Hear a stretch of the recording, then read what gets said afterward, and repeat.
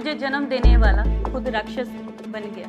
एक दिन की बात है जब वो मेरे कमरे में आए और मुझे उन्होंने गलत तरीके से छूना शुरू कर दिया। वो दिन था जब उन्होंने हदें पार करने की कोशिश की। एक माँ अपनी बच्ची की इज्जत के साथ कैसे खिलवाड़ कर सकती है। सब कुछ सहते हुए मैंने 11 साल उस इंसान के साथ निकाल दी। चाहती थी कि मैं डॉक्टर बनूं और उस इंसान के मुंह पे एक करारी चपेड़ मारो जिस इंसान ने मेरी ज़िंदगी ख़राब की है, बर्बाद की है। लेकिन बचपन की बहुत सारी यादें आपकी भी हैं और मेरी भी हैं।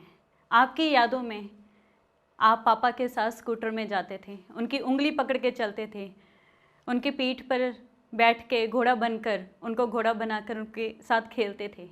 लेकिन मेरी ऐसी यादें नहीं हैं और मेरी वो यादें हैं जिनको मैं कभी याद भी नहीं करना चाहती, क्योंकि जब भी वो मेरे कमरे में आते थे तो हमेशा मेरे अंदर एक डर लगा रहता था और मुझे लगता था कहीं से मेरी माँ मेरे पास आ जाए और मुझे यहाँ से ले जाए या मैं किसी को कुछ बता सकूं। नमस्कार, मेरा नाम अनामिका संधू रुपिंदर कौर। मैं एक मोटिवेशन स्पीकर भी हूँ, एक सोशल वर्कर हूँ, एक डांस टीचर हूँ और काउंसलर भी हूँ। मेरी कहानी की शुरुआत होती है पटियाला से। पंजाब का बड़ा मशहूर एक शहर है। हमारा एक बड़ा हंसता खेलता परिवार था। मेरे परिवार में मेरे मम्मी पापा और मेरी 2 छोटी बहनें, यानी कि हम 3 बहनें। एक अच्छा परिवार जिसे हम बोलते हैं रॉयल फैमिली। सब कुछ था हमारे पास, लेकिन फिर भी मन में एक डर था। वो डर था मेरे पापा को लेकर, क्योंकि मेरे साथ कुछ ऐसी चीज़ें हुई हैं जो मैं आपको आज बताने वाली हूँ। एक दिन की बात है जब वो मेरे कमरे में आए और मुझे उन्होंने गलत तरीके से छूना शुरू कर दिया। मुझे लगा कि मैं अब किसको बताऊं, किससे बात करूं। उनका इस तरह से छूना कुछ हदों से पार चला गया।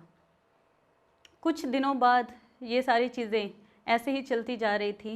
एक दिन आया जब मेरी माँ मेरी नानी के घर गई हुई थी मेरी छोटी बहन को लेकर, और बीच वाली जो छोटी बहन थी वो मेरे पास थी। वो दिन भी मुझे याद है, वो समय भी मुझे याद है। वो दिन था जब उन्होंने हदें पार करने की कोशिश की, यानी कि मुझे जन्म देने वाला खुद राक्षस बन गया। मेरे में पता नहीं कहाँ से हिम्मत आई और मैंने ज़ोर ज़ोर से चिल्लाना शुरू कर दिया।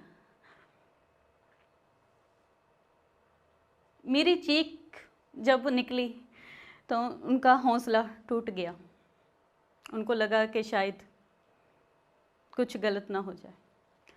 जब अगले दिन मेरी माँ मेरे पास आई, वापस आई, तो मैंने उनको बताया कि मेरे साथ ये सब हुआ। तो उन्होंने उससे बात की तो उन्होंने बहुत मारा मेरी माँ को। वो बोल रहे कि तू झूठ बोल रही है, तेरी बेटी झूठ बोल रही है। लेकिन आप बताइए, एक माँ अपनी बच्ची की इज्जत के साथ कैसे खिलवाड़ कर सकती है। कुछ दिन ऐसे ही चलता रहा।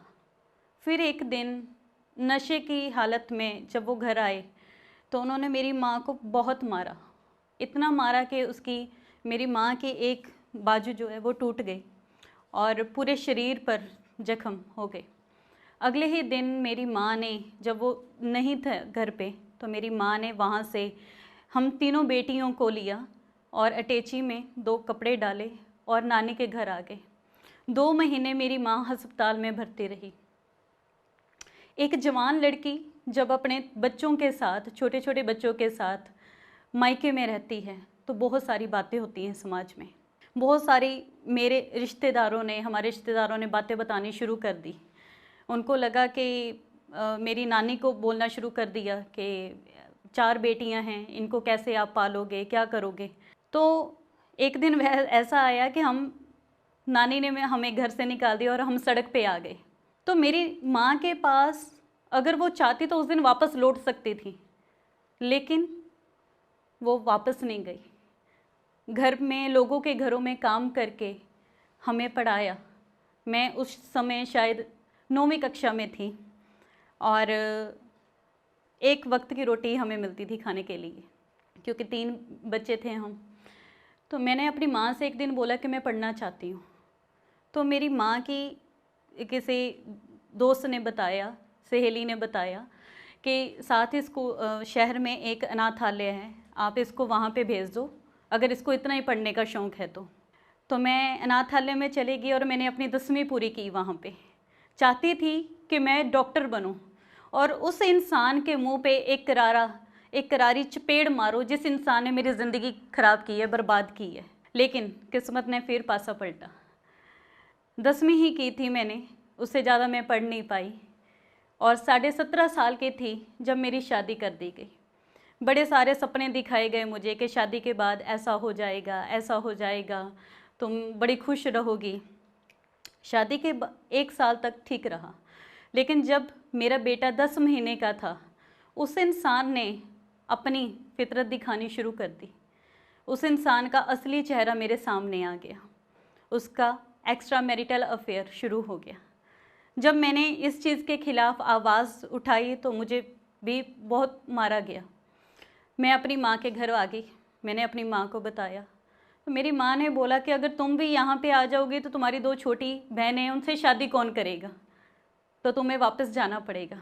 तो बच्चे के मुंह को, अपनी माँ के मुंह को, अपनी बहनों के मुंह को मैं वापस चली गई। तो मैंने भी सोचा कि शायद चलो इस इंसान को एक मौका और दे देते हैं। हर इंसान से गलतियाँ हो जाती हैं। लेकिन ऐसे करते करते सब कुछ सहते हुए, मैंने मार पीट, गाली गलोच सब कुछ सहते हुए मैंने 11 साल उस इंसान के साथ निकाल दिए। इस बीच काफ़ी कुछ मेरी ज़िंदगी में, जैसे मैं जॉब भी करती थी तो मुझे ये बोला जाता था कि तुम करैक्टरलेस हो। मैं घर में पैसा भी कमाती थी, कमा के लेके आती थी, घर का काम भी करती थी, लेकिन फिर भी मेरे करैक्टर के ऊपर उंगलियां उठाई जाती थी।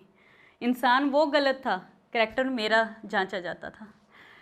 उसके बाद 2016 की बात है, जब कहते हैं ना कि सब्र का घूंट पी पी के एक घड़ा भर जाता है, तो मेरा भी घड़ा भर गया था। तो मैंने बोला कि नहीं, अब नहीं, क्योंकि हर लड़की हर चीज़ बर्दाश्त कर सकती है, लेकिन करैक्टर के ऊपर जो उंगली उठाई जाती है वो बर्दाश्त नहीं कर सकती। तो जब 2016 को मैंने सोचा, अपने बेटे को लिया, 10 साल का मेरा बेटा हो चुका था, मैंने सोचा कि नहीं, अब मैं यहाँ नहीं रहूँगी, अब नरक नहीं सहूँगी मैं, अब मुझे यहाँ से जाना होगा। स्टेप तो मैंने उठा लिया, लेकिन ये आसान नहीं था, बहुत मुश्किल था। जब मैं नौकरी मांगने के लिए जाती थी तो लोगों की गंदी नज़रें मेरे ऊपर, क्योंकि उनको पता चल रहा है ये सिंगल है तो इसकी मजबूरी है नौकरी करना। मुझे आज भी याद है, उस समय मैंने अपने बच्चे को 1 हफ्ता अचार के साथ रोटी खिलाई थी।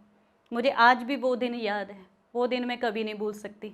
लोगों की गंदी नज़रें, लोगों की बातें सुन सुन के मैंने अपने आप को मजबूत बनाया, अपनी कम्युनिकेशन स्किल्स को और स्ट्रॉन्ग किया।